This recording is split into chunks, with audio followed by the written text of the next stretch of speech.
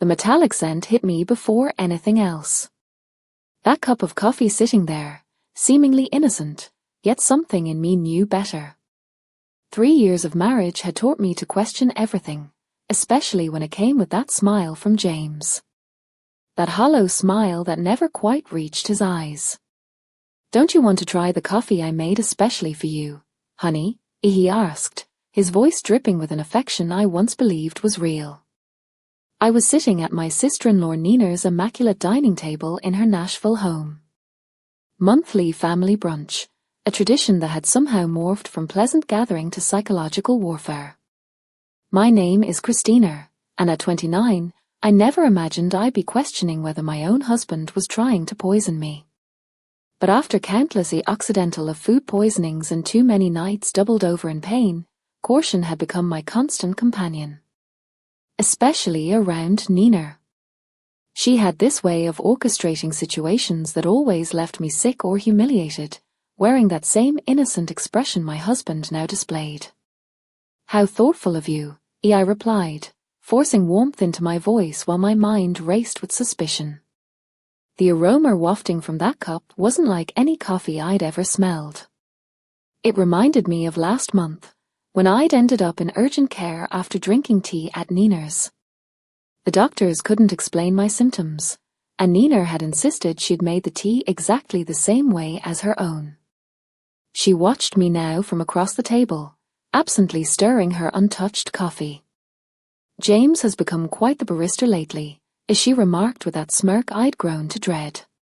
"He's been practicing different brewing methods just out for you." The way she emphasized those last 2 words sent ice through my veins.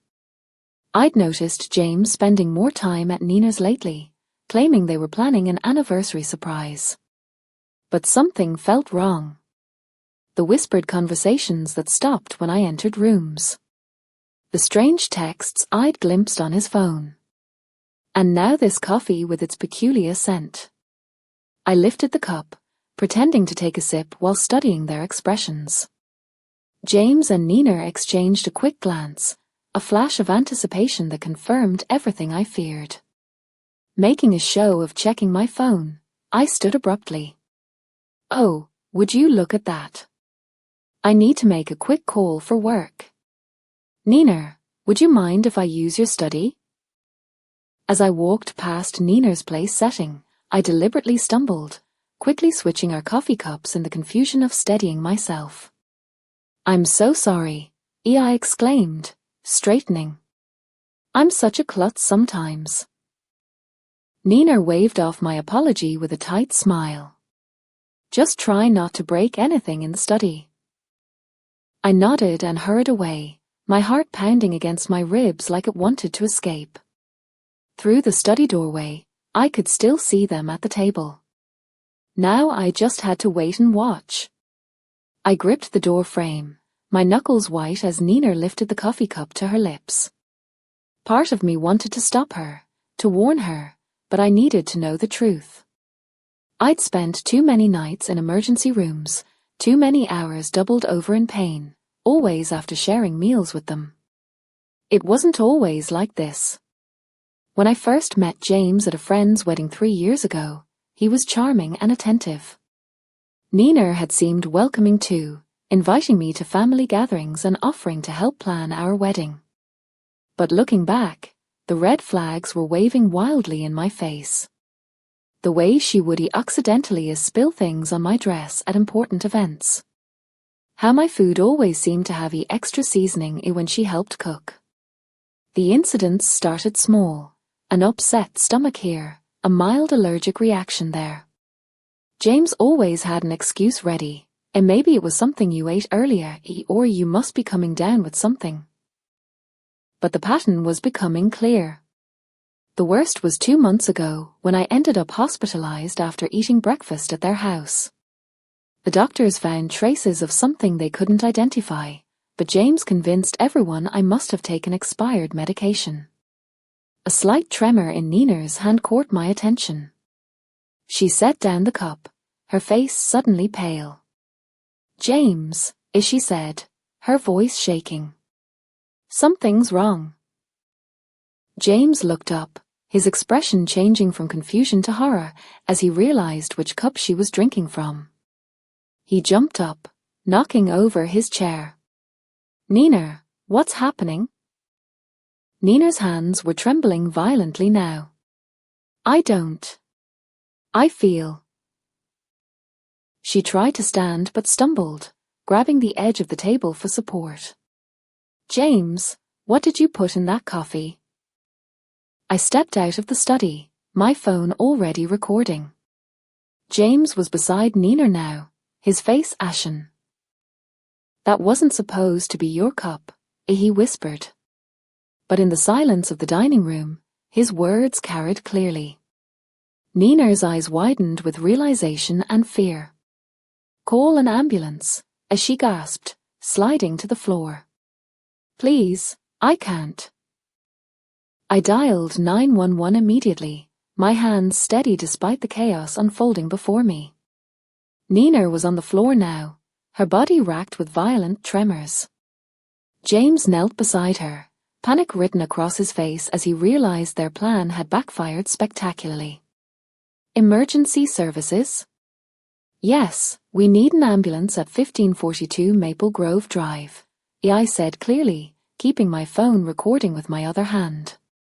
"My sister-in-law appears to be having a severe reaction to something in her coffee. She's conscious but experiencing tremors." As I spoke to the dispatcher, Nina's eyes locked onto mine. The usual cold calculation in her gaze was replaced by raw fear. "Christina," as she gasped.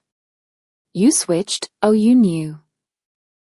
The ambulance is on its way," the dispatcher assured me. "Please stay on the line." James was growing more frantic by the second. "Nina, what's happening?" "That wasn't supposed to. It wasn't meant for."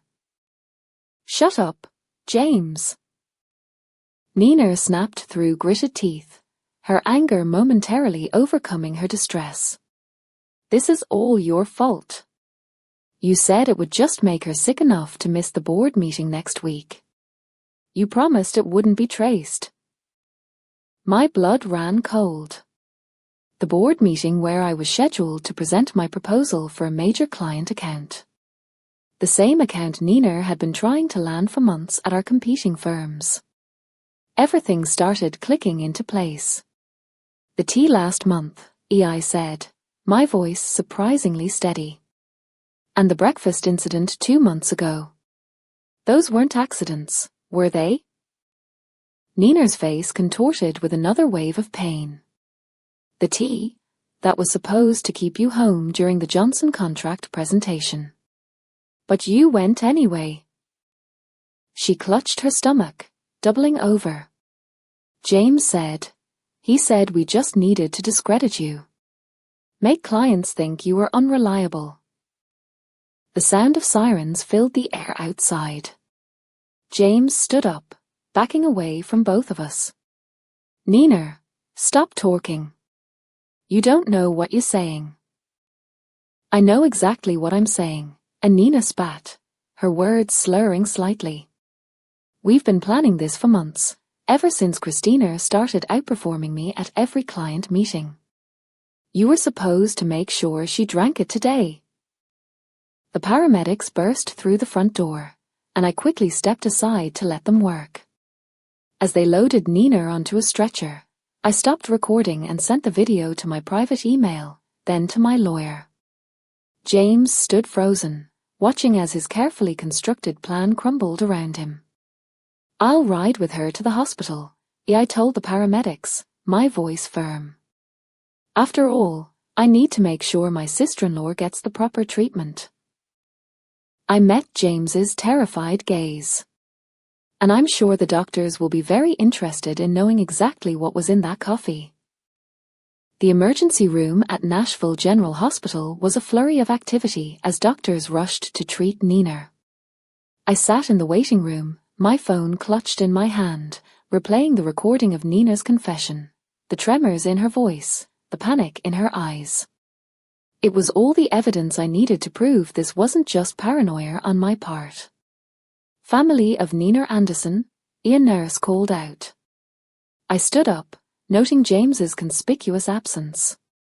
He'd mumbled something about parking the car 20 minutes ago and hadn't returned. I'm her sister-in-law, I said, following the nurse through the double doors. How is she? She's stabilized, but we found concerning levels of toxins in her system. The nurse's expression was grave. The doctor would like to speak with you about some unusual findings in her blood work. Dr. Phillips, a tall woman with graying hair and sharp eyes, was waiting by Nina's room. Mrs. Bennett, could you tell me exactly what happened before your sister-in-law became ill? I took a deep breath, pulling out my phone. I think you should listen to this first. I played the recording from brunch, watching the doctor's expression change from professional concern to alarm. This is very serious, as she said, making notes on her tablet. The substance we found isn't something that accidentally ends up in coffee. We're looking at deliberate contamination. Just then, James appeared at the end of the hallway, his face pale and sweaty. He'd clearly overheard the doctor's words. Christina, he started, taking a step toward me. Let me explain. Stay back, Dr. Phillips warned, pressing the nurse's call button. Security to room 412, please. James raised his hands in surrender. This is all a misunderstanding. Nina was confused. She didn't know what she was saying. Really? I pulled up the texts I discovered on his phone last week, the ones I'd secretly forwarded to myself. So these messages between you and Nina about making sure she's out of commission before the Henderson presentation were just friendly conversation? His face drained of color. You went through my phone? After I found the strange vials in your desk drawer? Yes, I did. I turned to Dr. Phillips. Doctor, I've been hospitalized 3 times in the past 6 months with unexplained symptoms. I'd like to know if they match what you found in Nina's system today. The doctor's eyes narrowed. We'll need to run some tests to compare. Security will make sure your husband remains available for questioning. 2 security guards appeared, positioning themselves on either side of James. He looked trapped, his carefully constructed facade crumbling. Nina and I, he stammered. We were just trying to help you slow down. You were working too hard, taking all the big clients. Nina said if we could just make you take some time off. By poisoning me? My voice was steady even as my hands shook with rage. How long have you been doing this? Was it you who tampered with my food at the Christmas party too?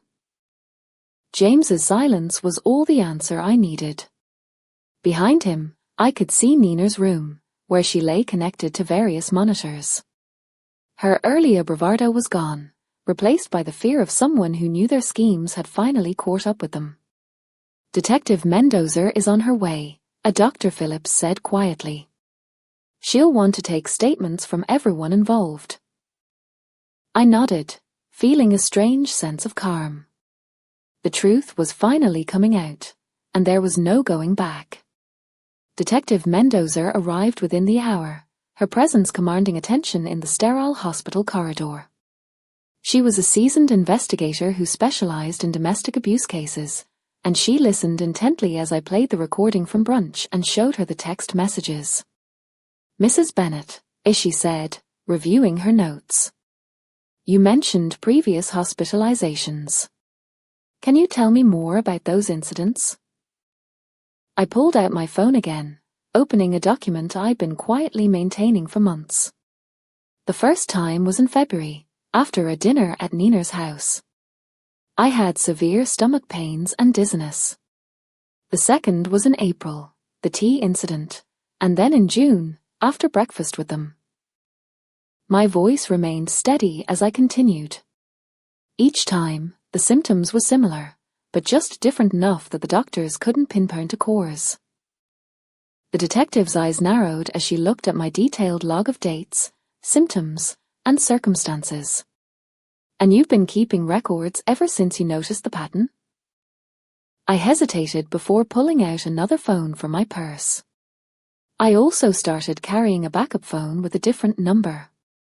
I used it to record conversations when I was around them. I have several where Nina and James discuss their plans, though they're careful not to be explicit. In one of the recordings, Nina's voice came through clearly. The Henderson account is worth millions, James. We can't let her ruin everything we've worked for. Just stick to the plan. A few days of illness should be enough. James's response was equally damning.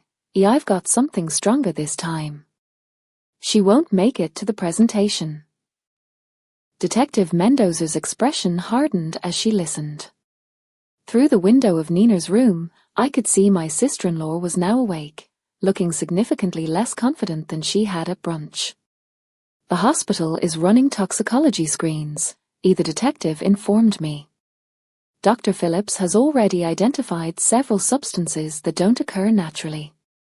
We'll need samples from your home as well. A commotion down the hall caught our attention. James was arguing with the security guards, his voice rising in desperation. I need to speak with my wife, he shouted. Christina, please. You don't understand. We were trying to protect you. Detective Mendoza stepped between us. Mr. Bennett, you're not helping your case. We've already found evidence of premeditated. Premeditated? James laughed, a hollow sound that echoed through the corridor. We were just trying to slow her down. She was working herself to death, taking all the major accounts. Nina said if we could just make her take some time off. By poisoning her? Detective Mendoza's voice was sharp. That's not protection, Mr. Bennett. That's attempted murder. The color drained from James's face. Murder? No, that's not. We never meant to. Then what exactly did you mean to do? I asked, my voice surprisingly calm. When you put something in my coffee this morning, what was supposed to happen? James's silence spoke volumes.